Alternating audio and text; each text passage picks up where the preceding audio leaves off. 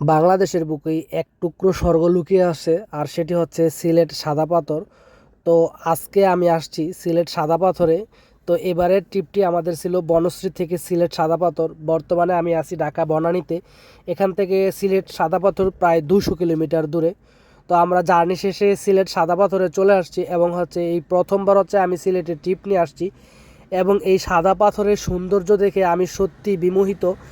এত আনন্দিত আমি কখনোই হই নাই, কারণ এই সুন্দর একসাথে নদী এবং পাহাড় দেখার মতো আনন্দ আর পৃথিবীতে কোথাও নাই। বিশেষ করে ঘোরার চেয়ে মজা এই পৃথিবীতে আর কোথাও নাই।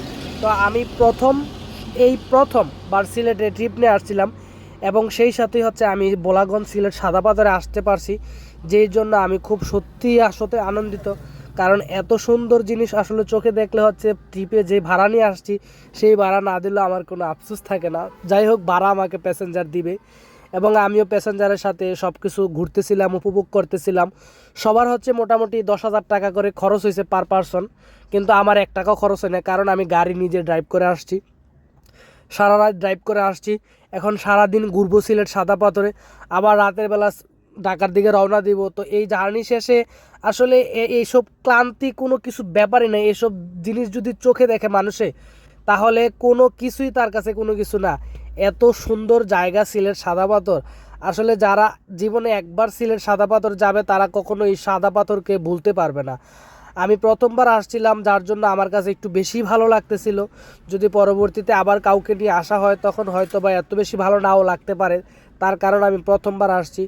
আর এই সিলেট সাদা পাথরের বিশেষ অভিজ্ঞতা হচ্ছে এই পাথরের ভিতরে একটু শ্যাওলা থাকে, যার জন্য মানুষ হচ্ছে পিছলে পড়ার সম্ভাবনা একটু বেশিই থাকে। তো যারা এখানে আসবেন তারা অবশ্যই পাথরে পাড়া দেওয়ার সময় একটু সতর্কতার সহিত দিবেন। এই সিলেট সাদা পাথর এই জায়গাটা আমরা যেইখানে আছি সেটা হচ্ছে বাংলাদেশ, আর পিছনে ওই পারে যেই নদীটা দেখতে পাচ্ছেন সেটা হচ্ছে ইন্ডিয়া সাইডে পড়ছে, ইন্ডিয়া মেঘালয় রাজ্য।